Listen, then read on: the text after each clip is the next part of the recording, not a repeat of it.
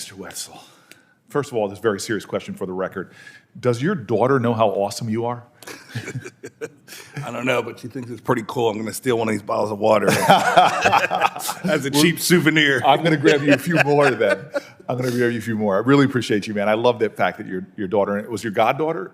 My niece. Your niece. Actually. Your niece is here as well. Whose mom has a crush on you, by the way. Really? She's going to hate me. we're gonna get a picture for her then afterwards. You've done some incredible work in this space. Besides the fact that you don't recognize that New Jersey football teams have won a lot more Super Bowls than Pennsylvania football teams. I just want to say that for the record. That is a fact. It's not up for debate. History class. I got it.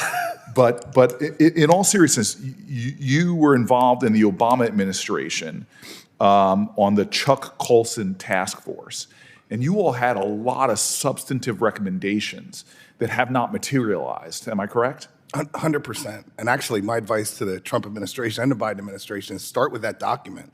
That document was as apolitical, as you know. It was both the Senate and the House, and it was like move all the politics out of the way. J.C. Watt was one of the co-chairs, along with Alan, I lose his last name, from West Virginia. And it really laid out a blueprint for areas of focus. And First Step Back was inspired by some of that. Interestingly enough, the person who chaired that, Nancy Levine, is now with the administration. So I think that's a really good target to get back and look at what we need to get to. Yeah, I mean, a lot of things that were done, pulling together law enforcement, advocate. It was amazing, that report. Same thing with the 21st Century Task Force on Policing, which had a lot of recommendations we still have not seen. So just for the record, and for the purposes of this hearing, can you highlight one or two things that make you lose your hair over that we haven't done yet?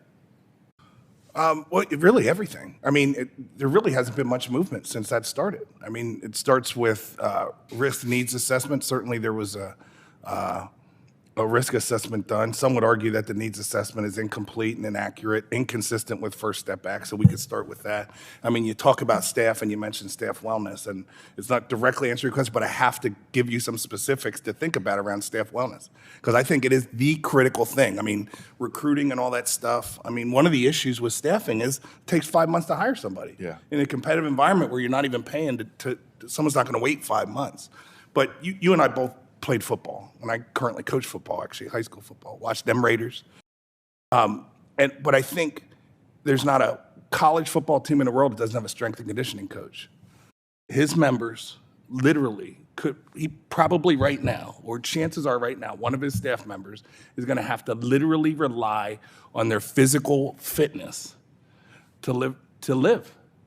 There's no focus, there's no discussion. There's not a corrections agency in the state who has a strength and conditioning coach. Right. So what corrections needs to be? Well, health, strength and conditioning, physical strength, mindfulness. It's a stressful job. Meditating is good and healthy. I'm somebody who's out for a year and recovering from the trauma of a 32-year career. Trust me, I wish there had been more focus on wellness 30 years ago. Yeah. Healthy eating. You look at what food is served to correctional officers. What folks probably don't know is most correctional officers, you can't bring your own food in. You get served institutional food that's less than healthy. It doesn't benefit incarcerated people. So if we really want to make a transformative change, we have to create a healthy environment, and that looks the same in every environment. I mean, in our city, when we have problems, we focus on food programs, healthy food. We focus on exercise. It's the same stuff. We need to support our correctional staff, and we need a bureau that's accountable and accountable to you all. And it's I love that you're saying this, because I learned so much from just being embedded with my police officers when I was a mayor, and just simple things about wellness and well-being. Number one, my officers, even after they retire, their life expectancy, they're dealing with a lot of challenges, physical injuries, mental trauma from their jobs. And I don't think we really give enough credit to what's going on. But these things folks just don't know what kind of challenges there are. And I'm grateful for you saying those making those points. And then on it all melds together, right? I know that, like, I was in some police chases, and your adrenaline gets hyped up. You this shows now that you switch out a person that wasn't in that chase, you're not going to get as much overuse of force at that point. And this knowledge, taking care of the well-being of correctional officers, helps to take care of the well-being of prisoners, right? That's a connection I can make. So you hit on a key point. The fate of correctional staff and people who are incarcerated are inextricably linked. Right. There's not a construct in the world where one side's doing great and the other side's doing poor. I mean, there's not a construct. So they are linked, and even linked in a real way, in an emotional way. When you witness something horrible happen to somebody, you have vicarious trauma. Yes. So you feel it, you emote, right? Our correctional staff emote, and I'm glad you started by talking about 35,000 staff. And we most of the hearing when we talk about staff, we talk about the tiny percentage that are doing misconducts. That has an impact. When all you read about is negativity, and if you look over COVID, find positive articles on correctional staff, it beats down on them. And the same thing with incarcerated people, and the framing that is us versus them. Inside on the blocks, it's rarely that. Yeah. The vast majority of incarcerated people identify the same people who correctional staff don't want to be in general population. There's usually not a whole lot of disagreement on that stuff. Yeah. And because I want to go to Ms. Carnes on just, I was embarrassed that of years and years ago in prisons, I had never been to a female facility.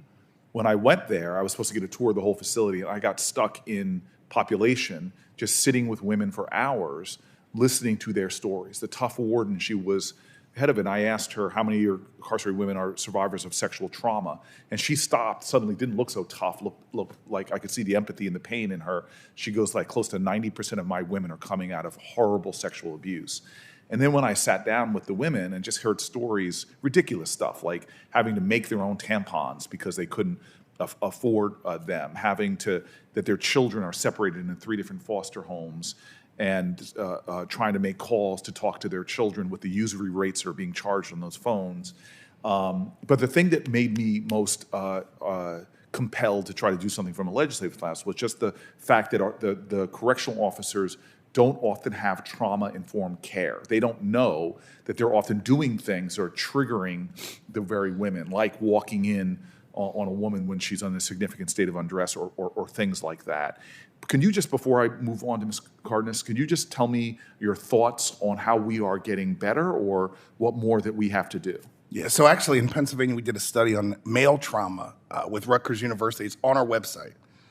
Rutgers, I believe, is in New Jersey. So they had to come to Pennsylvania to do a good study. Wow. So. You started it. I did. But we did a study on male trauma, and the incidence of males who were exposed to trauma was over 80%. So it's not just a female issue.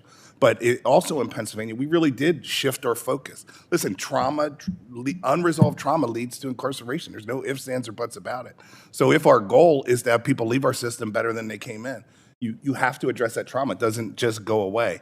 And it starts with the correctional staff. I mean, if you look at research, there was research in the, I believe, late 90s around what's effective. And one of the most impactful things is whether the correctional officer who's working on the block in a therapeutic community believed in the therapy. Correctional officers serve as role models. And so they are inextricably linked, 100%.